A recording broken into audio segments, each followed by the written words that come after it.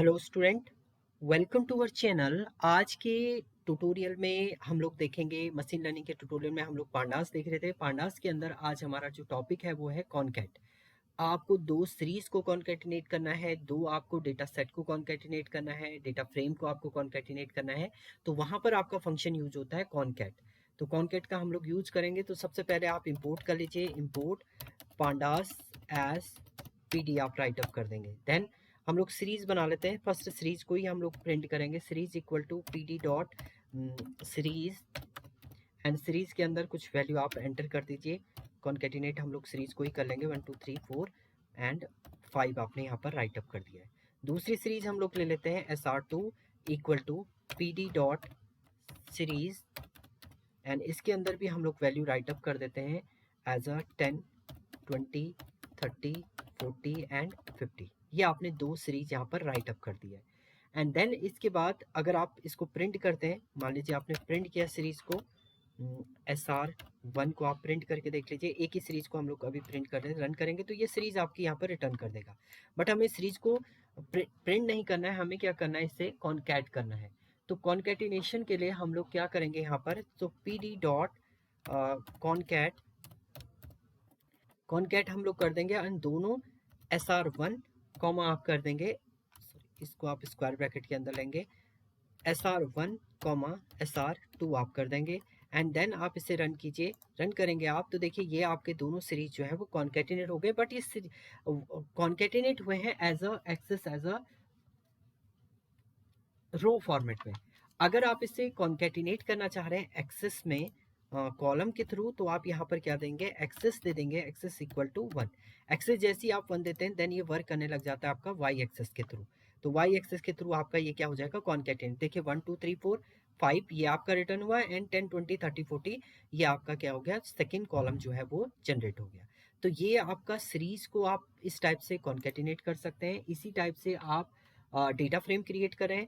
तो D1 हमने create किया यहाँ पर P D dot data frame, and इसके अंदर भी हम लोग वैल्यू राइट अप कर देते हैं। कर्ली ब्रेसेस के अंदर हम लोग एक वेरिएबल ए ले लेते हैं एंड इसकी वैल्यू कुछ राइट अप कर देते हैं 1 2 3 4।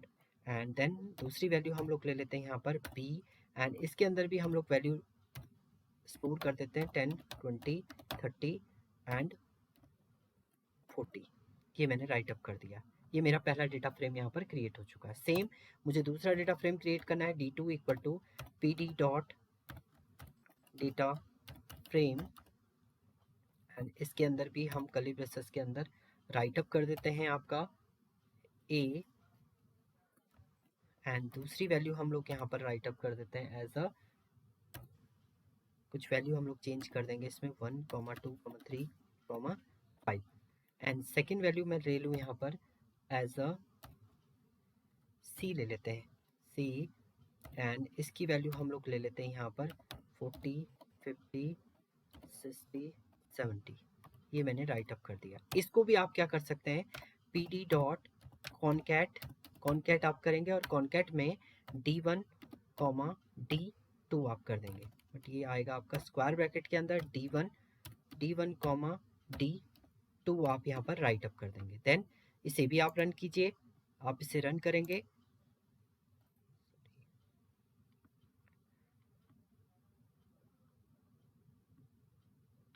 ओके यहाँ पर डेटा फ्रेम की स्पेलिंग में मिस्टेक हो रही है, डी कैपिटल रहेगा आपका।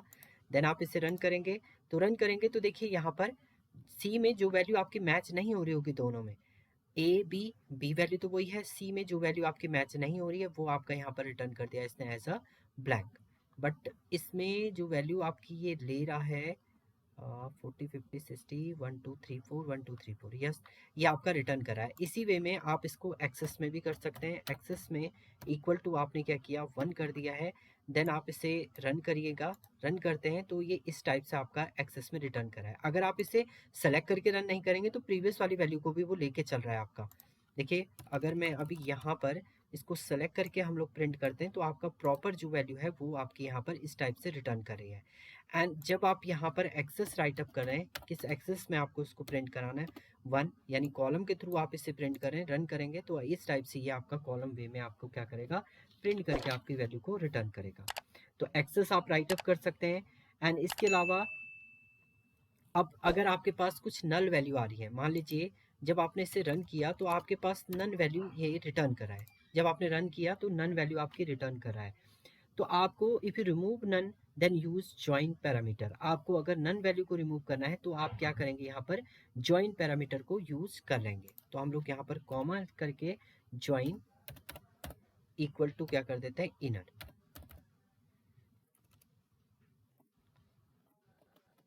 ज्वाइन को आप क्या कर देंगे, यहाँ पर इनर जो है वो राइट अप कर देंगे। सेव सेव करके आप इसे रन करा दीजिए। तो देखिए यहाँ पर ज्वाइन आपने इनर किया क्योंकि मैक्सिमम वैल्यू आपकी क्या है, कॉमन तो कुछ भी नहीं है। तो ये क्या कर देगा, आपका 0 0 0 रिटर्न कर देगा। कोई भी वैल्यू आपकी रिटर्न नहीं, केवल ए ही आपका कॉमन है। तो ए आपके रिटर्न करके बी में आपका कुछ वैल्यू है थी नहीं, तो वो वैल्यू आपकी यहाँ पर रिटर्न नहीं करेगा। बट अगर आप यहाँ पर बी दे देते हैं, बी आप दे रहे हैं और इसकी वैल्यू भी कुछ राइट अप कर दे रहे हैं यहाँ पर एज अ 2 4 7 8, यहाँ कुछ वैल्यू सेम मैच करा लेते हैं, 10 20 60 70। देन आप रन कीजिए इसको। आप रन करेंगे, देखिए बी में भी आपकी जो मैचिंग वैल्यू है, मैक्सिमम वैल्यू आपकी मैच हो रही है। तो वह वैल्यू आपकी यहाँ पर इसने क्या कर दी है, रिटर्न कर दी है। आप इसमें एक्सेस भी राइट अप करेंगे, एक्सेस एक्सेस इक्वल टू 1 आप राइट अप करें तो आपका ये एक्सेस में रिटर्न करके दे देगा आपकी इस टाइप से वैल्यू। तो ये इस टाइप से आपका क्या कर रहा है, वैल्यू को रिटर्न करके दे रहा है आपका एज अ कॉनकैट फंक्शन। तो ये था आपका concat function. Thank you student.